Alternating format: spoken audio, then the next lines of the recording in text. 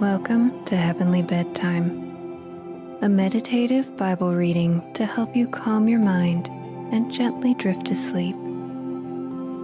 If you enjoy Heavenly Bedtime and would like to help support the making of the show and receive a shout out, there's a couple different ways you can do that. You can become a member or a supporter on my Buy Me a Coffee page, or I've just added the possibility to go to my support page on my website and become a Buzzsprout supporter. You can also make a donation through PayPal, and you can find links to PayPal, Buy Me a Coffee, and my website down below in the show notes. Or just go to heavenlybedtime.buzzsprout.com. That's HeavenlyBedtime.buzzsprout.com. Your support will go toward things like the podcast hosting platform I use, creating music, and equipment upgrades to help Heavenly Bedtime keep on improving in quality and sharing the word. Thank you so much for your support. It also helps to simply leave a rating and review and share the show with someone you think would enjoy listening. Thank you so much for all the kind reviews I've received so far. It's so encouraging to read those. Don't forget to follow or subscribe in your favorite listening app so you don't miss any upcoming episodes. You can also follow me on Instagram at heavenly_podcast. Today, I will be reading Deuteronomy 18 through 21. But before we get into the word, take a couple nice, deep breaths and think about your day. What can you be thankful for today? Let's take a moment to be thankful and ask God to bless this bedtime.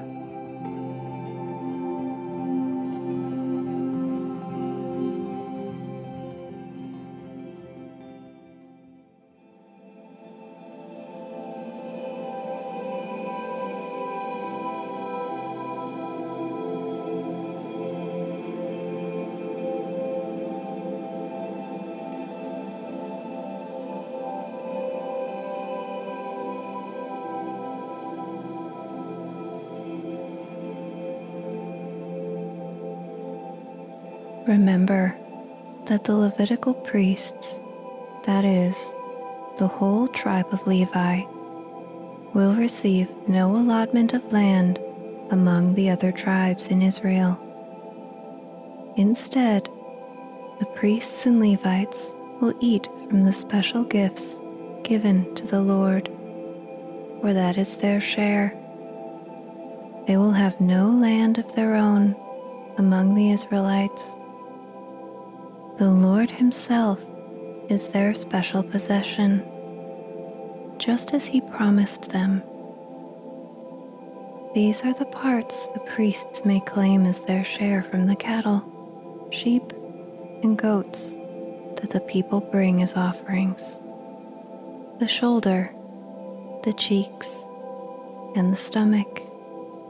You must also give to the priests the first share of the grain, the new wine, the olive oil, and the wool at shearing time.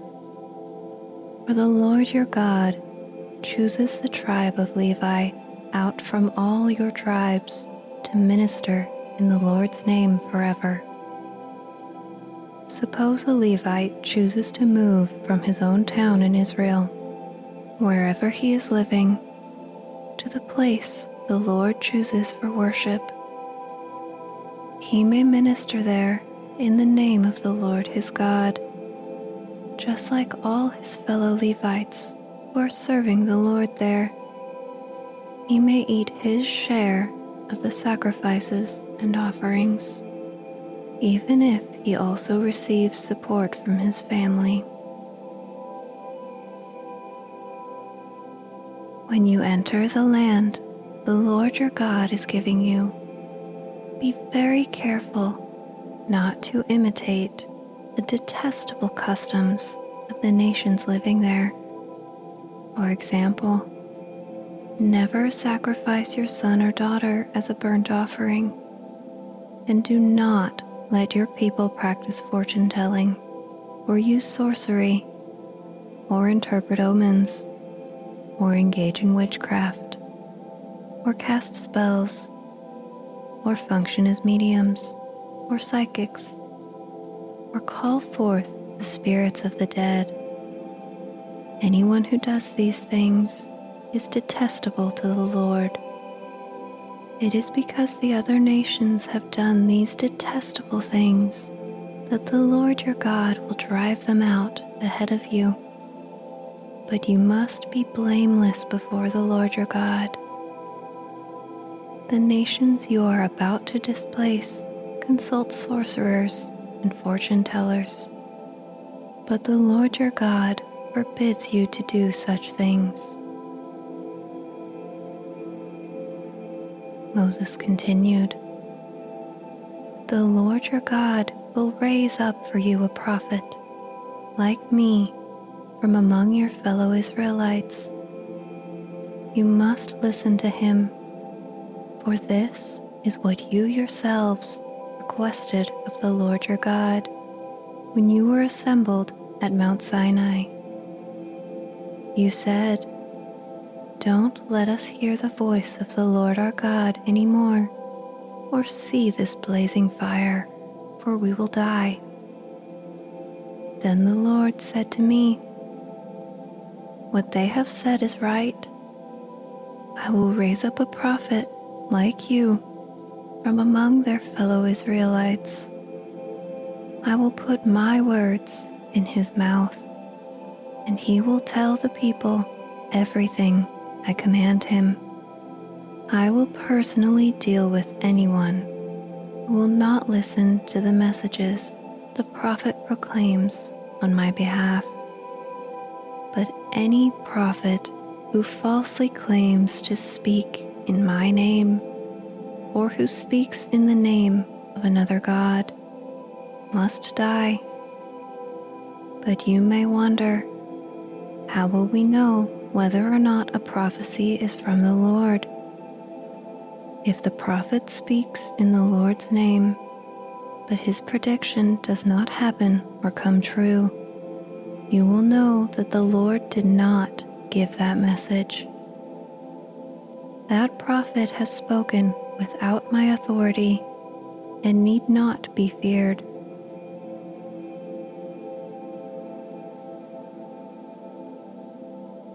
When the Lord your God destroys the nations whose land he is giving you, you will take over their land and settle in their towns and homes. Then you must set apart 3 cities of refuge in the land the Lord your God is giving you.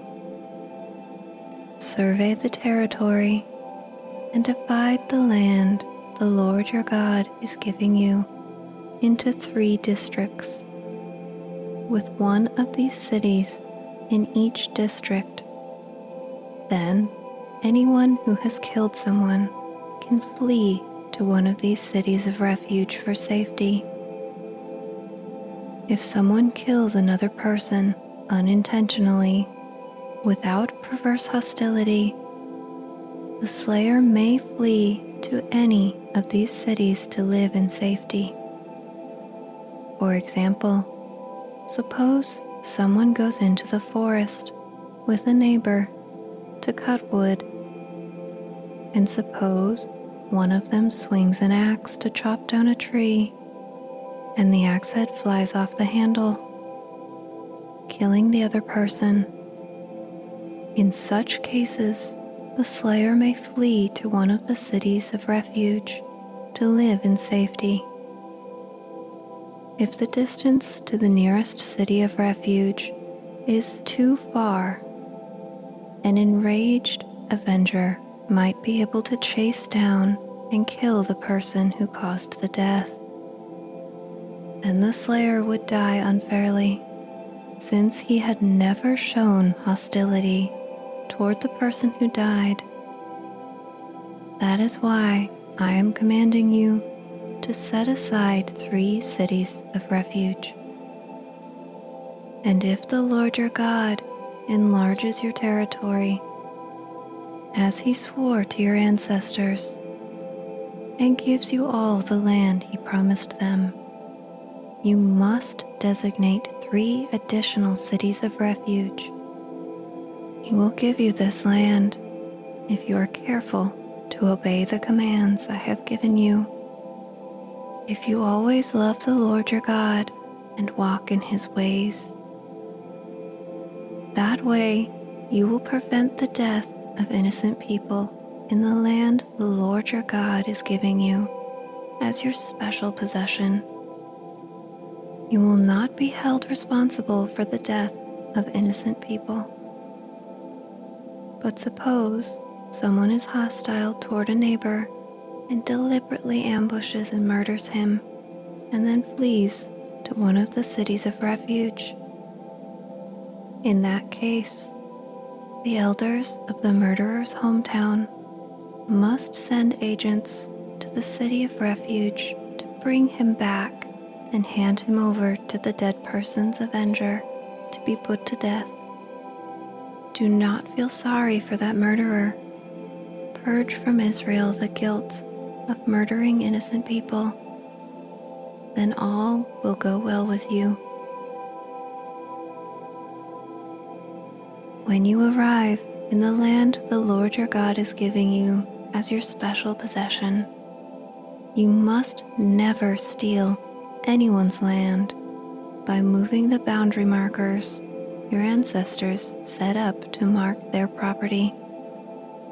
You must not convict anyone of a crime on the testimony of only one witness. The facts of the case must be established by the testimony of 2 or 3 witnesses. If a malicious witness comes forward and accuses someone of a crime, then both the accuser and accused must appear before the Lord by coming to the priests and judges in office at that time. The judges must investigate the case thoroughly. If the accuser has brought false charges against his fellow Israelite, you must impose on the accuser the sentence he intended for the other person. In this way, you will purge such evil from among you. Then the rest of the people will hear about it and be afraid to do such an evil thing. You must show no pity for the guilty. Your rule should be life for life, eye for eye, tooth for tooth, hand for hand, and foot for foot.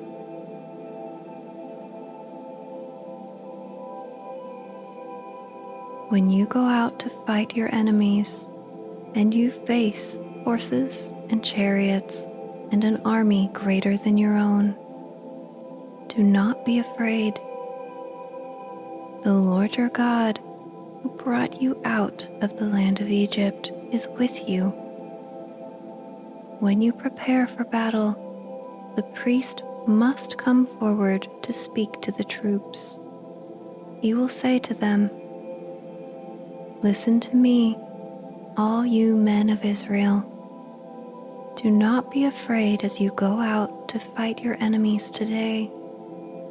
Do not lose heart or panic or tremble before them. For the Lord your God is going with you. He will fight for you against your enemies, and he will give you victory." Then the officers of the army must address the troops and say, "Has anyone here just built a new house but not yet dedicated it? If so, you may go home. You might be killed in the battle, and someone else would dedicate your house. Has anyone here just planted a vineyard but not yet eaten of its fruits? If so, you may go home. You might die in battle, and someone else would eat the first fruit. Has anyone here just become engaged to a woman, but not yet married her? Well, you may go home and get married. You might die in battle, and someone else would marry her. Then the officers will also say, "Is anyone here afraid or worried? If you are, you may go home before you frighten anyone else." When the officers have finished speaking to the troops, they will appoint the unit commanders. As you approach a town to attack it, you must first offer its people terms for peace. If they accept your terms and open the gates to you, then all the people inside will serve you in forced labor. But if they refuse to make peace and prepare to fight, you must attack the town. When the Lord your God hands the town over to you, use your swords to slay every man in the town. But you may keep for yourselves all the women, children, livestock, and other plunder. You may enjoy the plunder from your enemies that the Lord your God has given you. But these instructions apply only to distant towns, not to the towns of the nations in the land you will enter. In those towns that the Lord your God is giving you as a special possession, destroy every living thing. You must completely destroy the Hittites, Amorites, Canaanites, Perizzites, Hivites, and Jebusites, just as the Lord your God has commanded you. This will prevent the people of the land from teaching you to imitate their detestable customs in the worship of their gods, which would cause you to sin deeply against the Lord your God. When you are attacking a town and the war drags on, you must not cut down the trees with your axes. You may eat the fruit, but do not cut down the trees. Are the trees your enemies that you should attack them? You may only cut down trees that you know are not valuable for food. Use them to make the equipment you need to attack the enemy town until it falls.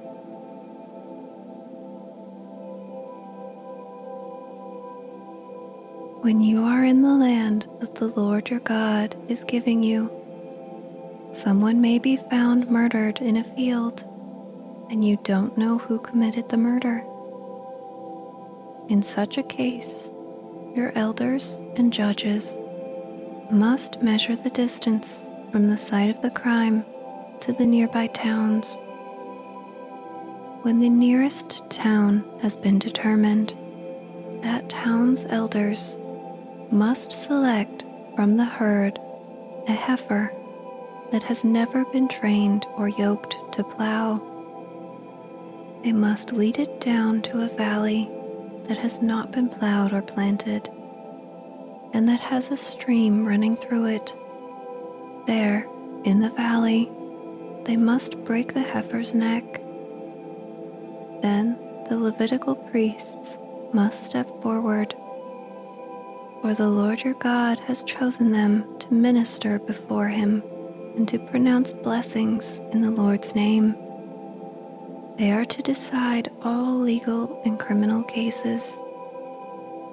The elders of the town must wash their hands over the heifer whose neck was broken.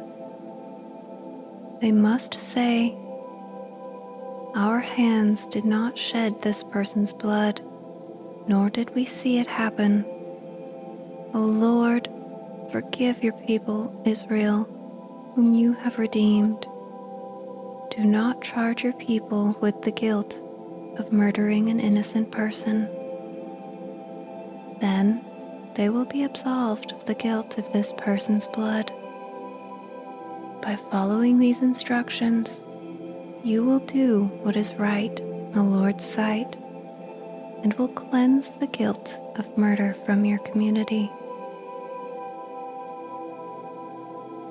Suppose you go out to war against your enemies, and the Lord your God hands them over to you, and you take some of them as captives.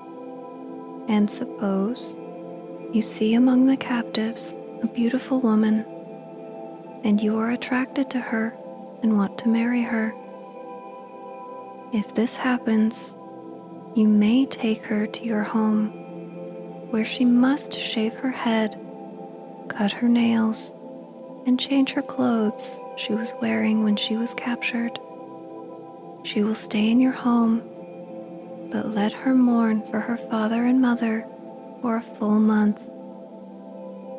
Then you may marry her, and you will be her husband, and she will be your wife. But if you marry her and she does not please you, you must let her go free. You may not sell her or treat her as a slave, for you have humiliated her.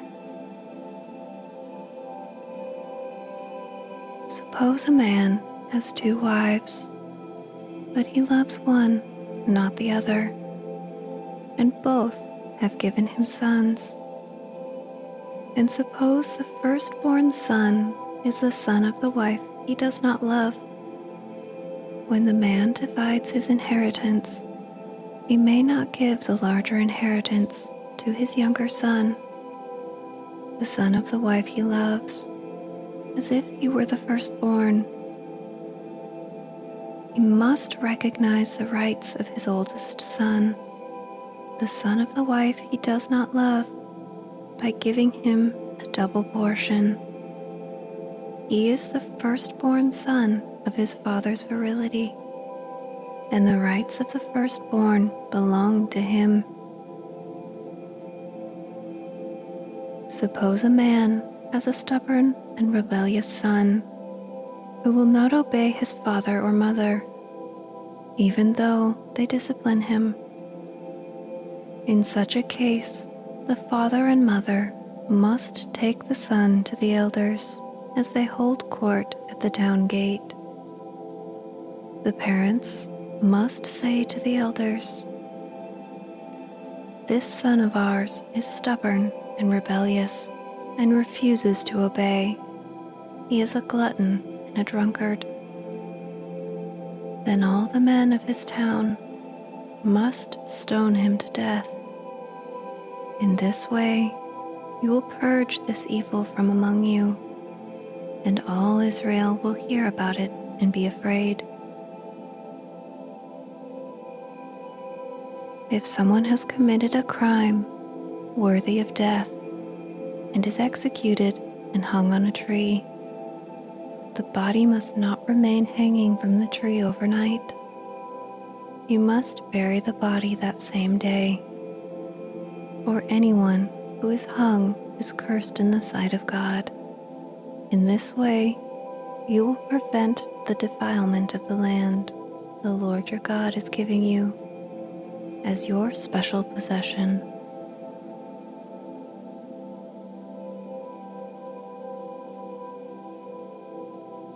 Thank you for listening.